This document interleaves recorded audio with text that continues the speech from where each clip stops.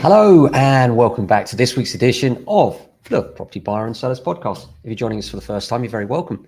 Thanks for coming along. How are you? I hope you're well.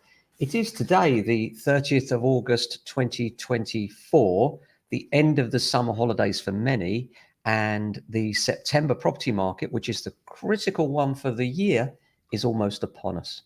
We've talked about it a lot here at the Property Buyer and Sellers Podcast, what we call the mums market, when the children are back at school, and traditionally then the families are looking for new homes, and it tends to be, in our experience, quite often the mums that are doing the searching. They're the ones that come through and register, and the ones that tend to be initiating the viewing process. It seems many of us fellas are in the background until we're told that it's time to view houses. Now, in terms of what's going on, well, we've heard in Keir Starmer's first and pretty depressing speech of how bad he thinks things are.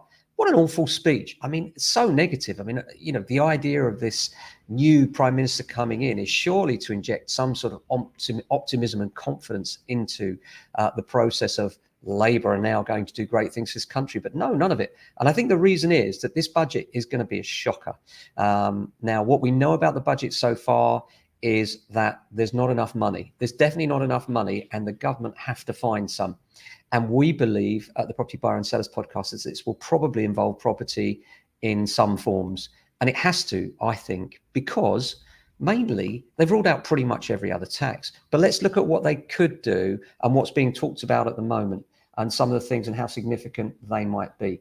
There is an option for what they call a stealth tax, which is where a guy called Paul Johnson from the Institute of Fiscal Studies believes the most obvious thing would be to focus on tax thresholds. That's the amount people can earn before you start to get taxed, because you wouldn't be raising tax. Of course you are, but the idea being that that still stays with their promise. But if they stayed where they were and perhaps didn't increase those tax thresholds, then more people would be dragged into paying tax.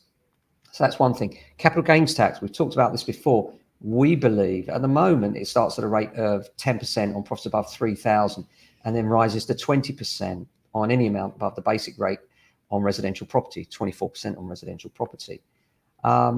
Now, we think that this is a likely target for government, and we think it's more likely that they might bring it in line with your actual taxable income tax rate, which would take it up substantially.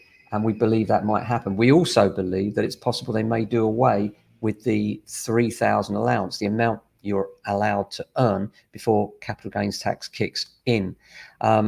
This certainly will be a consideration for many sellers of buy-to-let properties, because, again, it erodes that value slightly more, doesn't it? Not a huge thing at the £3,000, but just another kick in the teeth. Fuel duty. Now, it's quite likely they're going to hike fuel duty because it's another tax that they can raise, and there won't be too many eyebrows raised. They'll do it under the guise of being greener and people going over to electric. But nonetheless, we can expect a little bit more money now. The other thing they're talking about is reducing pension tax relief. This is when you put money into your pension. They're talking about possibly the government could reduce the tax-free allowance that you can chuck into your pension. That will be painful for many. And then finally, they could raise inheritance tax.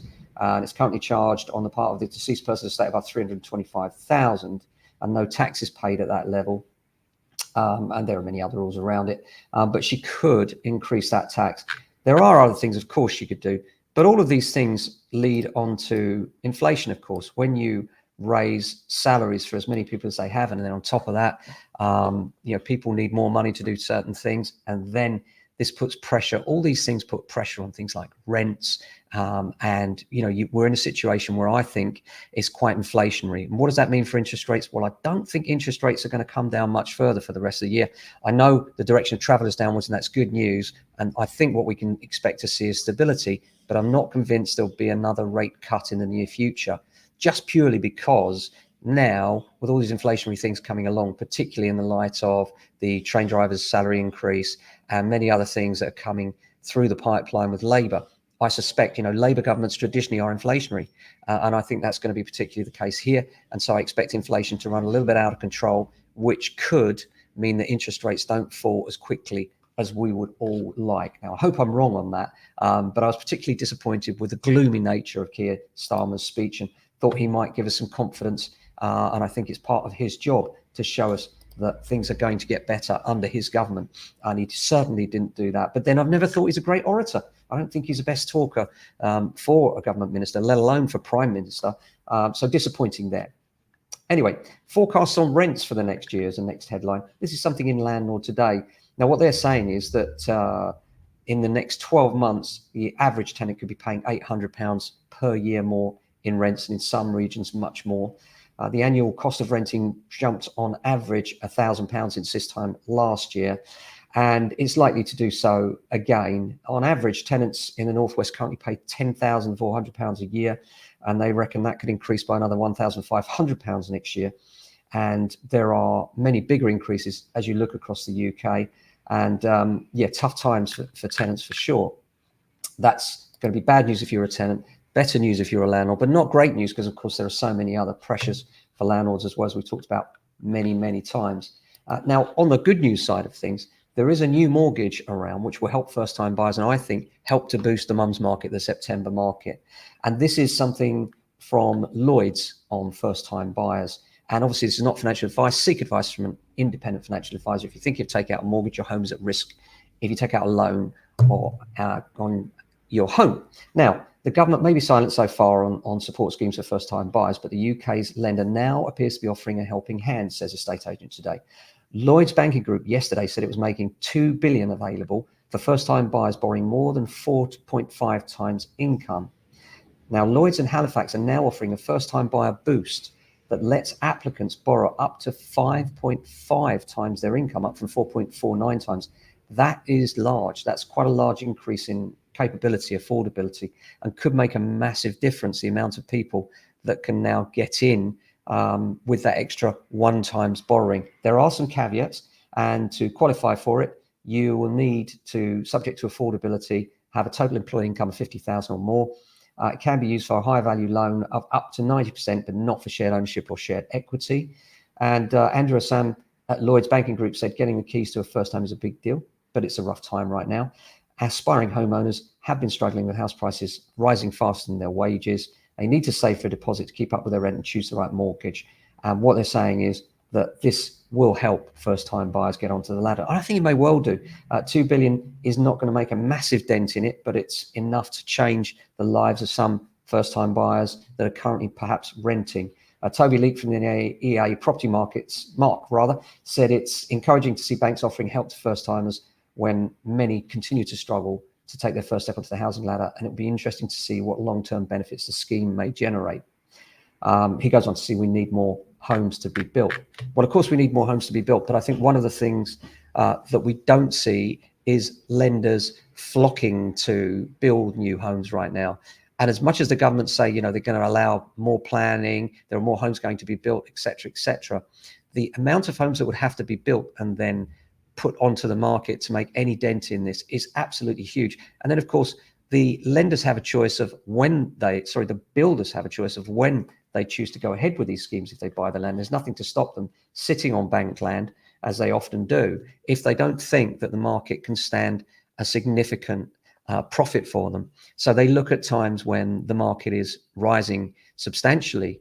In an ideal world for them, that's what allows them to come ahead with more supply, because they can have confidence that they can hit the price bands that they need to hit in order to satisfy their shareholders. And you have to remember that the people that decide on new build are not the government. There's about 10 large builders, and these 10 large builders largely control the new build homes market. And contrary to popular belief, people think the new homes market will therefore saturate supply, and therefore these new homes will actually force down the prices of the residential market on the second hand. Well, my experience of that is quite different. What we tend to find is that when builders come along and build something new, they're looking at a premium above the second hand market. Quite often that premium is 10% or more. And that premium then means that those houses around it can be dragged up in price by the fact that these new homes are in a new area, which is perhaps the subject of quite a large advertising campaign by builders investing heavily in that area. So we also find that with the new homes market, something that new homes providers are able to do is offer incentives that those in the second-hand market cannot. such as contributions towards deposits and things like that. That's almost impossible on the second-hand market. If you're buying and selling in the residential market, it's very hard for a seller to offer you any kind of incentive. Most of them are illegal and certainly fall outside of the lender's rules for the first-time buyers and the like. But the big builders have schemes that allow people to get around those rules. Only big builders could do it, yeah? But what it means is that they can afford to charge more for their product than the surrounding products because there's more access to finance around the new builds.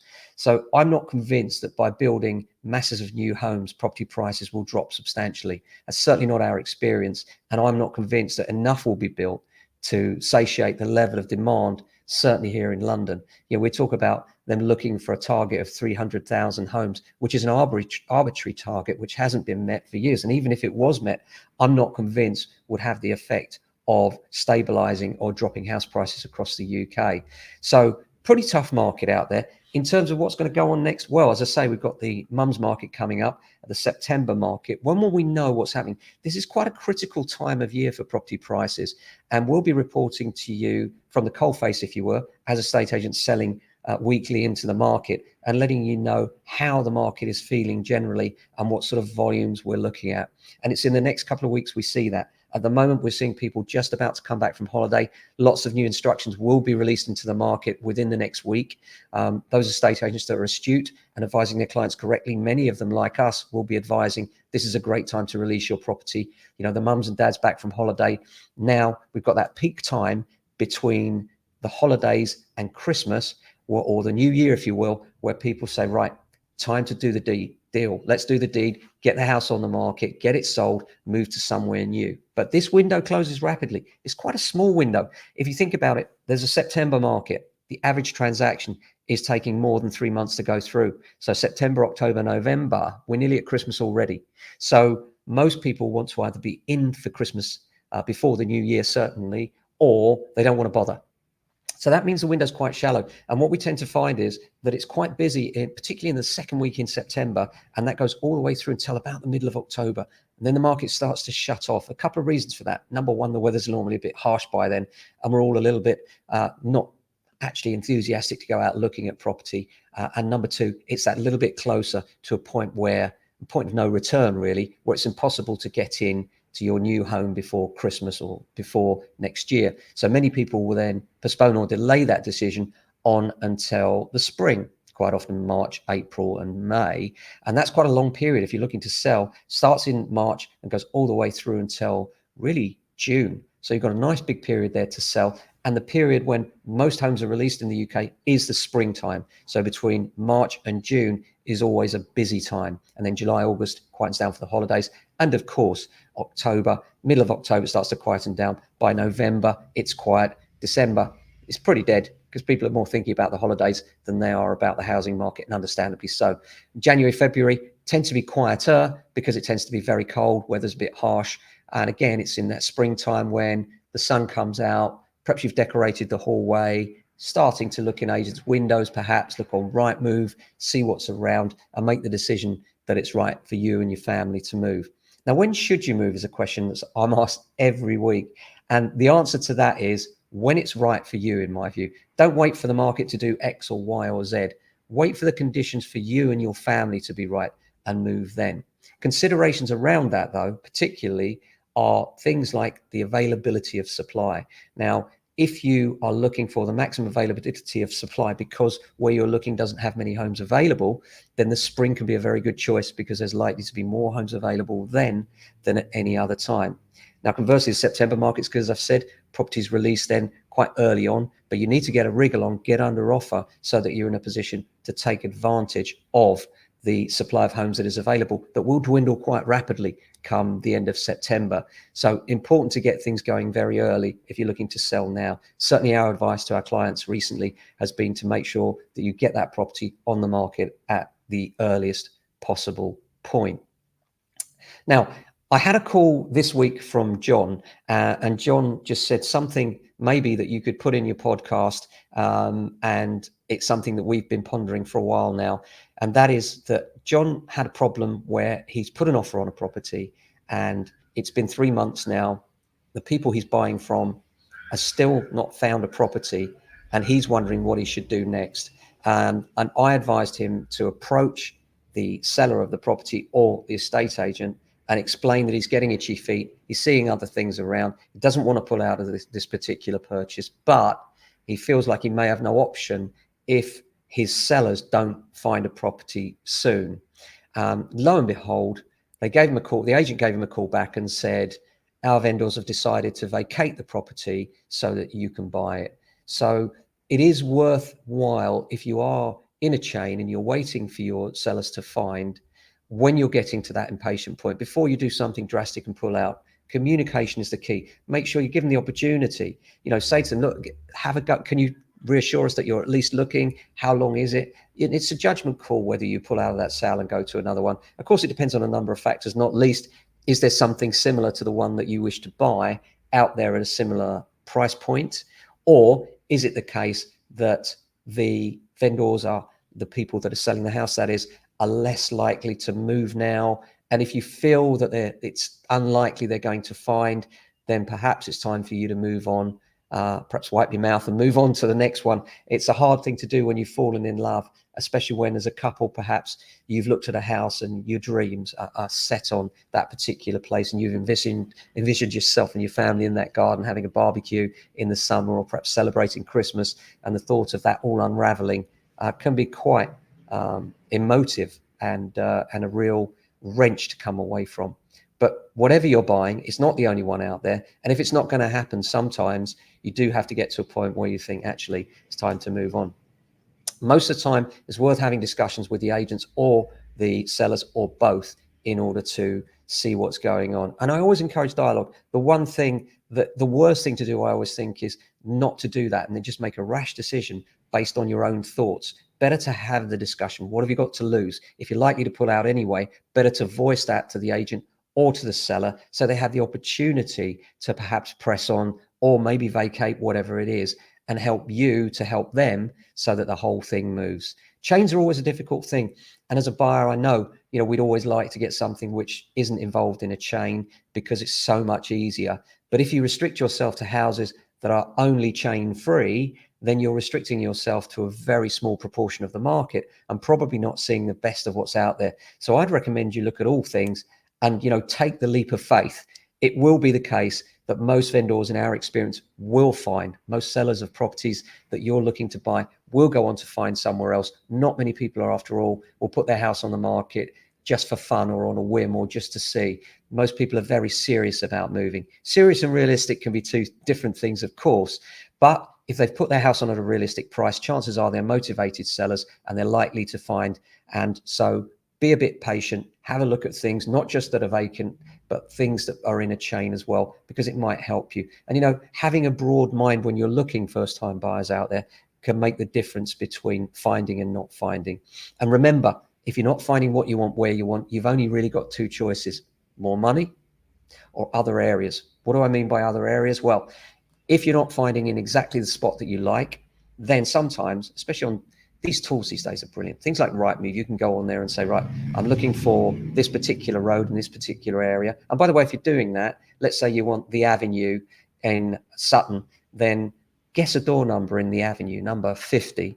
Put 50 the avenue Sutton into Rightmove, into Chrome. It will return you a full postcode on that address. Put that full postcode into Rightmove, and it will center your search on that particular road. Now, nothing will probably come up on that road, but then if you go a quarter of a mile around, half a mile around, 1 mile, 2 miles, 3 miles, 5 miles, 10 miles, you will start to find things suck in within your price range eventually. And when you do, you can then home in on those areas and decide whether they're suitable for you. Because remember, if you can't find what you want, where you want, two choices: more money or other areas. For most of us, more money is not an option, although now with this new first-time buyer mortgage, perhaps that will be an option for you. So it's perhaps worth looking at the money side of things as well. But for most of us, there's only two choices, and that is other areas or lower your sights. What do I mean by lower your sights? Well, perhaps you're looking for a detached house. Would you consider a semi? Because you will find more of those available perhaps. Or perhaps those 5 bedrooms that you need, you don't, you need 4. Or perhaps those 3 bedrooms you need, you don't, you need 2. Or perhaps instead of semi, you could go for a terrace. Take garage out of the equation and settle for off-street parking. take parking off the equation and settle for something closer to the station. And remember, when you're settling for something close to a station and commuting, it's much harder then to find things like parking. And the reason for that is obviously these areas are very congested because for the very reason that you like it there, because they're near the station. So often they involve things like parking permits, which you can readily purchase from a local authority. And it generally means that you will find a space at or near your house because you have the permit, and therefore the permits of others will expire. You'll have a chance to get into your space somewhere near your house. I hope that's helpful for you if you're a first-time buyer, or indeed a second looker out there. One of the most common questions I get asked is, should we buy or should we sell first? And the answer is always the same. Number one, do your research. And that means get the estate agents around, get your valuations, get a gut feeling on what your house is worth. Then from there, do your research now on what you're buying. What do I want? Where do I want it? Look on Rightmove, ping in that postcode, do that search, get the bigger and smaller options in terms of the location, look at floor plans, get an idea of whether the things are out there within a range that you can afford that would be acceptable to you. And if the answer is yes, and you're pretty sure there's a substantial range or enough out there that you could find somewhere, then sell your house first. Because the art of buying and selling is always the same. Number one, sell as high as you can, but put it on for a competitive price. Number two, buy as low as you can. How do you do that? By being in a bargaining position. And you're in a bargaining position when you're under offer, not when you've got a property to sell that's on the market, and certainly not when you've got a property to sell that's not on the market, regardless of what your agents will tell you. A lot of agents will say, oh yeah, I've got buyers for this tomorrow. It will definitely go. Just give us the instruction. And they'll quote you a higher than is realistic figure on the actual asking price in order that you give them the instruction. And then it won't sell because the price is too high. And this is why agents won't accept your offer when you're not under offer, because they can't be sure you're going to go under offer within a reasonable time frame so that they can secure the chain. Flip that conversation around. I'm under offer now. Now this is real. It's tangible, touchable. That estate agent can go to their seller and say, what do you think? I know it's a lower offer than we talked about, but it's real. It's on the table. And if there haven't been other offers around, and perhaps that client really wants to move, perhaps they will look at your offer. It happens. Some people are more motivated to sell than others. And it's always worth asking that question, why they're moving, because it can really help you when it comes to understanding what sort of offers could be accepted on the house you're looking at. So I hope that's helpful for you today. It's certainly been great broadcasting for you, as always. Thanks for all your comments, likes, and shares. It's always great to hear that you're enjoying the podcast. As always, please like, share, and comment, because that's what keeps us encouraged and going forward. This is a non-profit. But thanks very much for watching and listening, and we'll keep you updated as to what's happening in the September mums market over the next few weeks. Until the next one, look after yourselves and your family. Ciao.